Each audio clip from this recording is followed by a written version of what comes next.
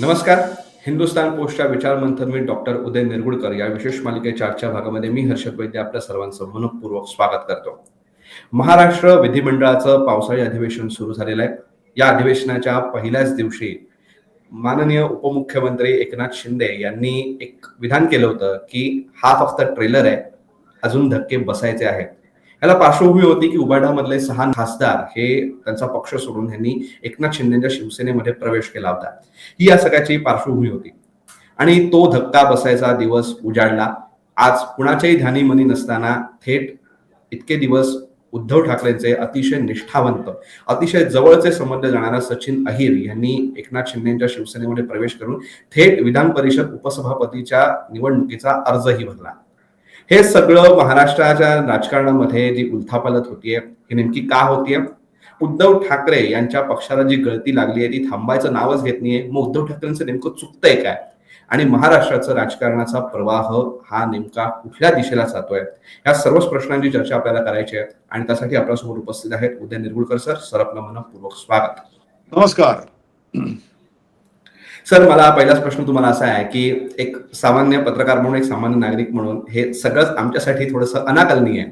काय चाललंय महाराष्ट्रामध्ये, नेमकं होतंय काय? नाही, अनाकलनीय असायचं काही कारण नाहीये. कारण काय माहितीये का, आपण कॅक्टस लावलं की कॅक्टस येतं, आपण आंबा लावला की आंबा येतो, आपण वादळ पेरलं की वावटळ येते. आपण जे पेरलं तेच उगवलेलं आहे. जर उद्धव ठाकरे यांनी 2019 साली शिवसेनेच्या मूळ भूमिकेशी फारकत घेतलेली नाही असा जर विश्वास असता तर सचिन अहिर का गेले असते मला सांगा. काही जणांना आज पटतंय, काही जणांना काल पटलं, काही जणांना उद्या पटेल. उद्धव ठाकरे हे आज गावोगावी जाऊन कावळे मावळे आणि ह्या सगळ्या निष्ठावंतांच्या गोष्टी करतायत. परंतु त्या सगळ्याला त्यांच्याच पक्षातले, त्यांच्या बाजूला बसलेले किती किंमत देतात ते बघा. बाळासाहेबांच्या काळामध्ये काही शिवसैनिकांना अशा ऑफर आल्या नसतील का? नक्कीच आल्या असतील. पण मग ते का नाही सोडून गेले? कारण बाळासाहेब घेतल्या भूमिकेशी निष्ठावान होते, बाळासाहेब दिल्या शब्दाला पक्के होते, बाळासाहेबांनी राष्ट्र प्रथम हा आपला जो बाण आहे तो कायम बाळगला आणि त्यामुळे खऱ्या अर्थाने राष्ट्रीय नेता म्हणून महाराष्ट्रात काम करून त्यांची प्रतिमा झाली. हिंदुत्वाची कास त्यांनी काही सोडली नाही. ज्या वेळेला राम जन्मभूमी इथे अयोध्येचा वादग्रस्त ढाचा पडला त्यावेळी तिथे शिवसैनिक होते असं विधान आल्यानंतर तिथे जर शिवसैनिक असतील तर त्याचा मला अभिमान आहे आणि त्याकरता त्यांनी कोर्टाच्या केसेस पण अंगावर घेतल्या. हे सगळं होत होतं, त्यांच्या अंगाला ते सगळं झळ लागलेली होती. परंतु इथे घराच्या बाहेरच काही पडायचं नाहीये. अगदी युपीएच्या मीटिंगला सुद्धा घरातच ऑनलाईन यायचंय. असं सगळं असल्यानंतर तुम्ही जे पेराल तेच उगवतं. निवडून पेरलं निवडून आलं. आता तुम्हाला सांगतो सर्वात मोठा प्रश्न सचिन अहिर यांचं काय होईल, काय हे सगळं सोडून द्या. आणखीन कोणी 15 नगरसेवक येतात का, 5 आमदार येतात का उरलेले 2 खासदार येत आहेत हे सोडून द्या. आदित्य ठाकरे कसे निवडून येणार? वरळीतल्या विजयाचे शिल्पकार आता एकनाथ शिंदे यांच्याकडे आलेले आहेत आणि मागच्या विधानसभेमध्ये 2024ला मला असं वाटतं मिलिंद देवरा हे एकनाथ शिंदे यांच्याकडनं उभे होते आणि ते अवघ्या 8,500 मतांनी पराभूत झाले होते.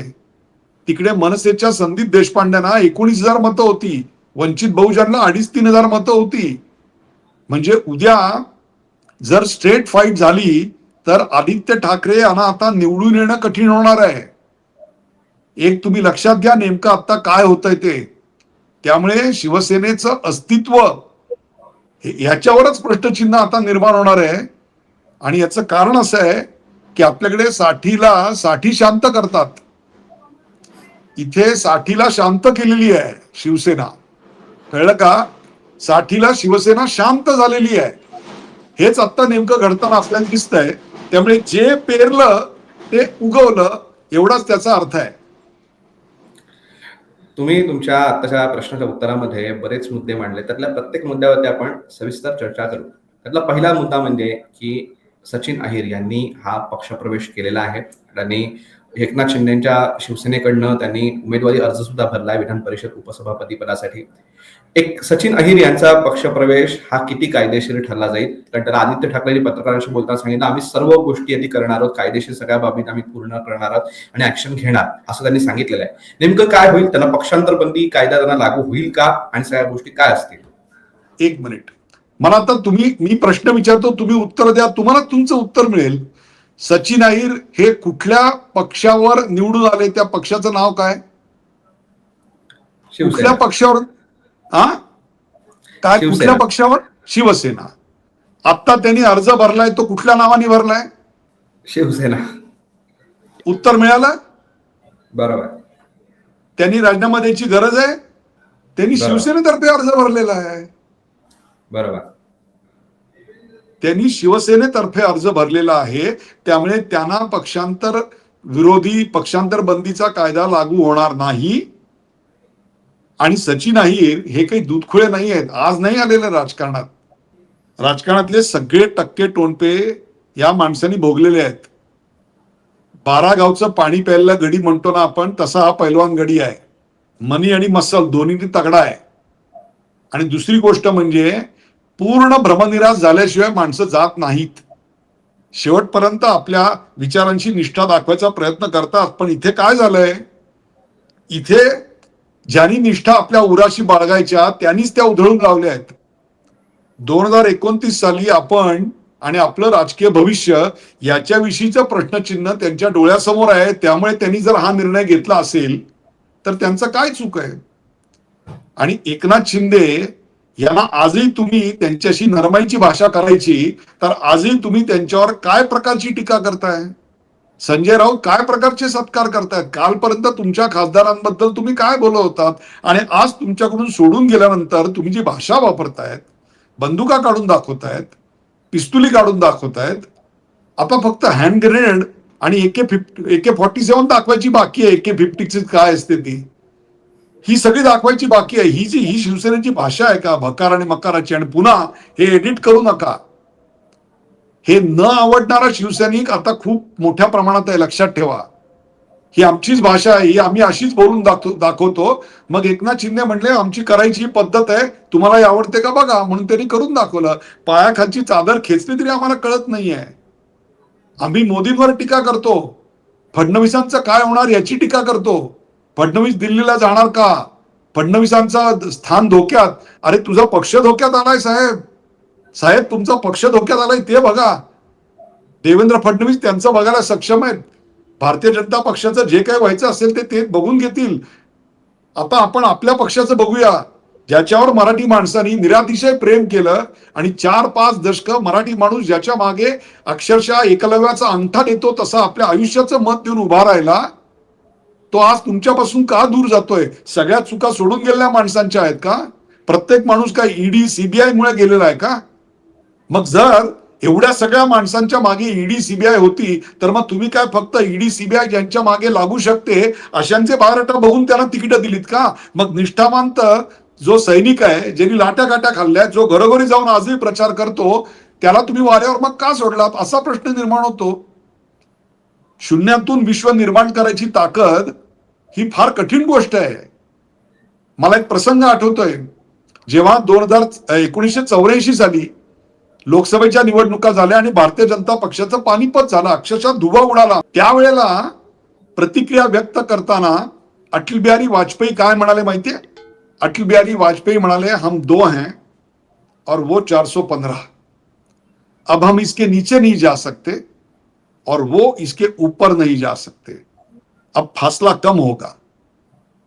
आणि मग सकारात्मकरित्या कमल खिलेगा हे त्यांचे शब्द त्यांनी खरे करून दाखवले. आणि पुढे 2014 साली भारतीय जनता पक्षाचं सरकार आलं.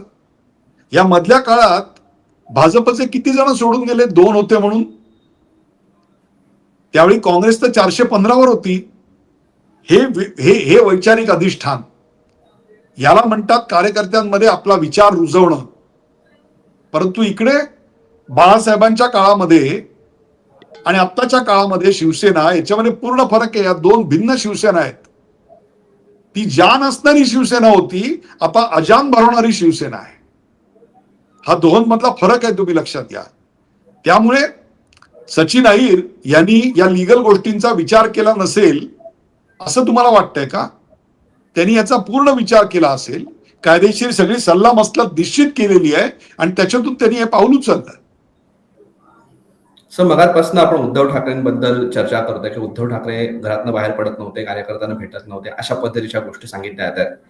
उद्धव ठाकरेंनी ज्या वेळेला मोदी लाट अतिशय सर्वोच्च शिखरावरती होती त्या काळात सुद्धा शिवसेनेचे स्वबळावरती 63 आमदार निवडून आणले होते आणि आज त्यांच्याकडे त्यांचेच लोक अगदी हाताच्या बोटावर मोजण्यात की लोक त्यांच्या सोबत राहत आहेत. नेमकं उद्धव ठाकरेंचं चुकलं काय? उद्धव ठाकरेंचं नेमक्या काय गोष्टी झाल्या की याच्यामुळे त्यांचं सगळं पतन झालं? नेमक्या गोष्टी झाल्या काय? आपलं विश्लेषण काय? उद्धव ठाकरेंनी 63 आणले तर ममता बॅनर्जी यांनी 80 आणले. आज ममतांकडे किती उरले? हे का झालं? या 60 लोकांमागे काय ईडी लागली होती का?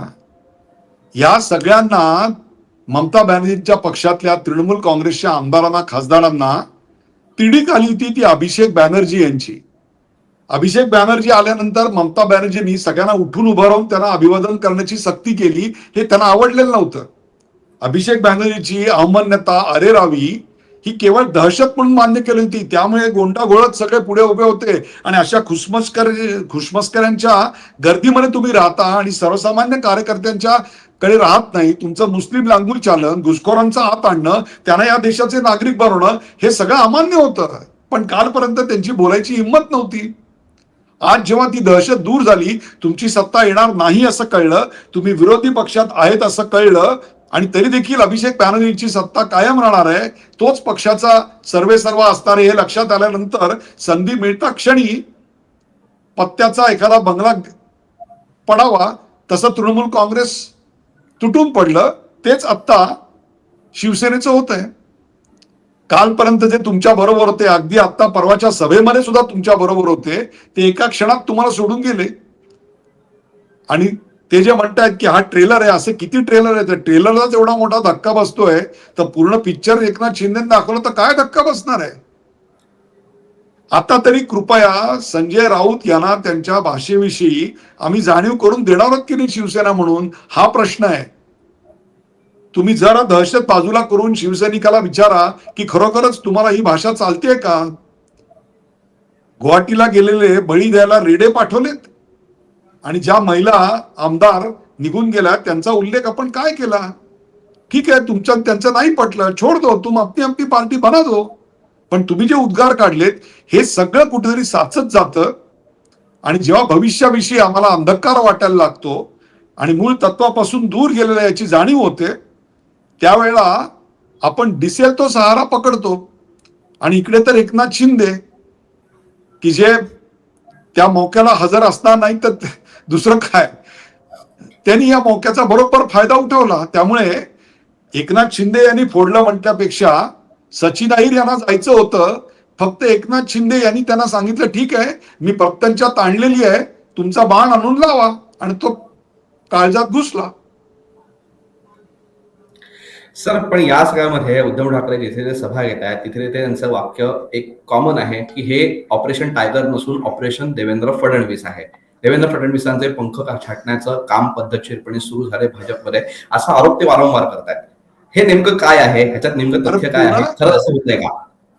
अरे कसं झालं माहितीये का हर्षद, आपण परीक्षेत नापास झालोय आणि वर्गात पहिल्या येणाऱ्या मुलाला, ज्याला कायम 95-98 मार्क मिळतात, त्याला 90% मार्क मिळाले म्हणून आपण म्हणतोय अरे त्याला 90 का मिळाले? अरे तुम्ही नापास झालाय ते आधी बघा.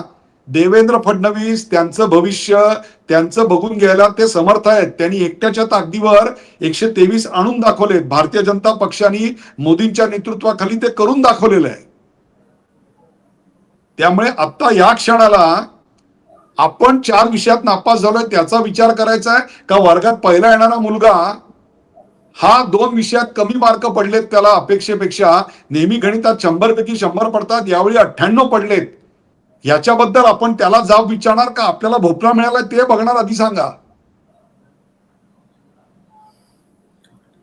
सर, हे सगळं आता चालू असताना एक शेवटचा प्रश्न तुम्हाला की महाराष्ट्र राजकारणामध्ये आता काय उद्धव ठाकरेंची सवयच झालेली आहे, नेमकं आता होणार काय ह्याचीच फक्त उत्सुकता असते, कोण कुठे जाणार ह्याचीच उत्सुकता असते.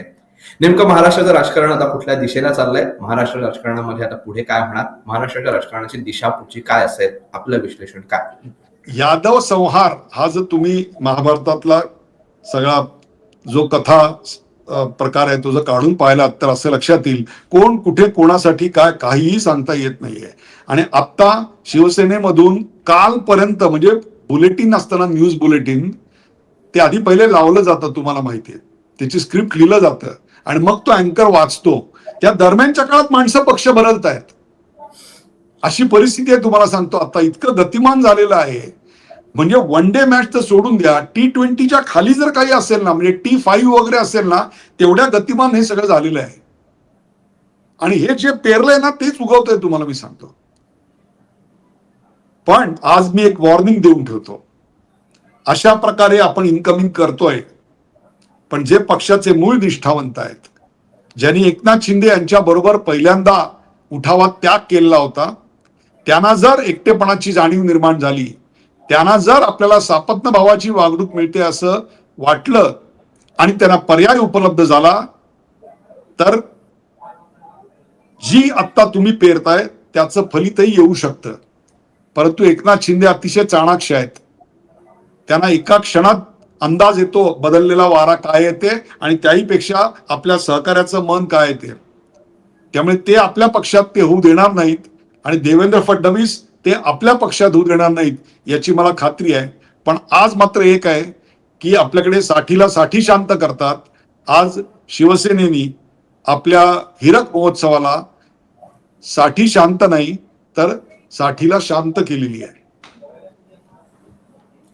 सर, या शिवसेनेच्या पतनाचं आपण वेळोवेळी विश्लेषण करत राहूच. सचिन अहिर यांचा पक्षप्रवेश आणि त्याचं नेमकं होणार काय आणि उद्धव ठाकरेंची वाटचाल कुठे असणार काय यावरती आपण पुन्हा एकदा आपण याच्यावरती चर्चा करतो. जसे जसे गोष्टी पुढे जातील तशी आपल्याला चर्चा करावीच लागेल. पण आज तुम्ही आम्हाला अतिशय महत्वाच्या गोष्टी समजावून सांगितल्या आणि आमच्या प्रश्नांना सविस्तर उत्तर दिलीत, याबद्दल हिंदुस्थान पोस्टसाठी मनपूर्वक आभार.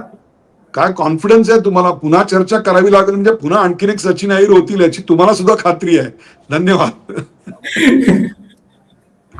अतिशय मार्मिक पद्धतीने तुम्ही टिप्पणी केलीत आणि खरंच असं होणार असं वाटतंय, कारण इतक्या गतिमान सगळ्या गोष्टी होत आहेत की पुढे म्हणजे काहीच सांगता येत नाही. अशाच पद्धतीचं सगळं आहे. पण तुम्ही आम्हाला वेळ दिलात आणि खरंच खूप धन्यवाद आम्हाला वेळ देऊन प्रश्नांना उत्तर दिल्याबद्दल.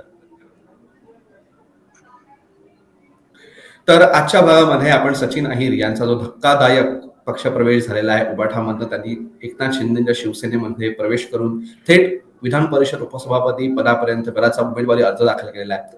त्यांच्या निवडणुकीमध्ये काय होईल, त्याच्यामुळे त्यांना पक्षांतर बंदी कायदा, कायदेशीर बाबी या सगळ्या गोष्टी होतीलच. परंतु खरंच जर आपल्याला रोग झालेला असेल तो रोग आधी मान्य करावा लागतो की रोग झालेला आहे, तरच त्याच्यावरती उपचार घेता येतात. हे आता त्या गोष्टी समजतील अशी आशा आपण करूया आणि पुढे काय होणार याच्यावरती आपल्या सगळ्यांचं लक्ष राहीलच आणि त्याचं विश्लेषण आपण वेळोवेळी करूच. परंतु आजची मुलाखत तुम्हाला कशी वाटली हे कमेंट बॉक्समध्ये नक्की सांगा आणि असेच माहितीपूर्ण व्हिडिओज बघण्यासाठी हिंदुस्थान पोस्टच्या युट्यूब चॅनलला सबस्क्राईब करा आणि फेसबुक पेजला लाईक फॉलो करायला विसरू नका. धन्यवाद.